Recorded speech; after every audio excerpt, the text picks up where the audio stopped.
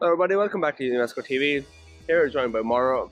I would like to apologize for his dressing today. Even though I did tell him to suit up, but he didn't. He's not supporting me here in terms of wearing a suit. Anyhow, doesn't matter. So, me and Mauro are going to discuss about why Shanghai is not the next financial center going forward. So we hear a lot going for just regularly on social media, or even foreigners talking here within China themselves, that Shanghai is the next financial center. And I'm always of the fact that for Shanghai to become the next financial center, they have to work on many things. So Mauro and I will be discussing that today, what exactly Shanghai has to do. So first of all, starting off, Mauro, welcome back to the channel after so long. Thank you. Now, transparency, financial transparency, that's not really transparent here in China in terms of movement of capital abroad or anywhere outside of China, and also in terms of being able to conduct a financial transaction without signing 50 million papers. This is something that Shanghai or China is not used to, or not really known for, as compared to like London or let's say New York. So what are your take on that? Well, absolutely. Here maybe we can be in Shanghai in an environment that might resemble more or less other financial capital, for example, Hong Kong or New York, as the reach that you have and also the quality of infrastructures. More and more people speak English, more and more people want to come here. You have connections with all over the world, well, aside the situation of the coronavirus. Yes. And the different steps that were taken to limit the in and out of people. But the problem is, until you don't have like a perfectly independent judiciary from politics and free movement of capital, still this thing is not completely possible, and this is exactly why Hong Kong is still there. Yes. Otherwise, why there would be the need for it. Exactly.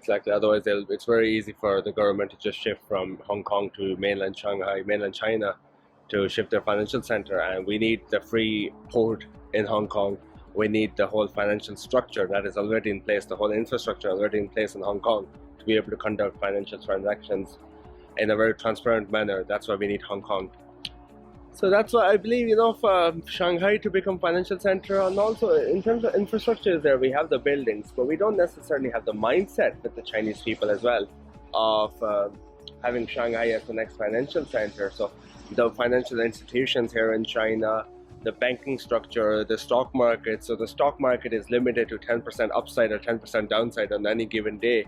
So there's no transparency in terms of no free floating of capital. Dow Jones, FTSE in the UK, those stock markets are consumer driven by the market factors, rather than the government intervention, where government says, okay, the stock has gone up 10% today, that's it halts for trading. That's not how financial markets work. Like sometimes, for example, biopharmaceutical firms, they might get a particular patent, or they might get a particular approval from the FDA. The stock might shoot up that much. That's how the hedge funds make money. That's how the financial institutions make money, by betting on particular investment opportunities that are there to be had. Whereas in China, if your potential upside is limited to 10% a day, then there is no, it's just 10%. Of course. So even though the stock could go up 25% that particular day, but it's limited to 10%, and you just that's a loss of 15% for the investor. So for Shanghai to become the next financial center, I believe they have a long way to go in terms of being able to not just implement, they have the infrastructure, but to be able to fully utilize the infrastructure, they have to change many things, and they have to change many of their legislation, their regulatory approval, their regulatory environment. And for that to happen, I believe this is something that the mainland government will not be willing to do. So government in Beijing, do you think so? I doubt it. Well, there has been some steps recently. For example, there was the approval of the juris corpus. I mean, the set of laws became it was summarized Yes. in one book basically. So like there are some steps in this way, but yeah, like as you mentioned, many more efforts are still to be done. Yeah. But you know, like there is, I believe there is the potential that at some point this will come. It's just a matter of when. Exactly. All right, thank you so much for watching. If you have any questions, as always, just feel free to write to us, email it to me, or just write to us in the comment sections below. Thank you so much for watching. Please do like, share, and subscribe to this channel, and there'll be more videos coming along. I do apologize for not regularly updating. It's just that the work environment has been very busy, and haven't had the time to be able to post regular updates.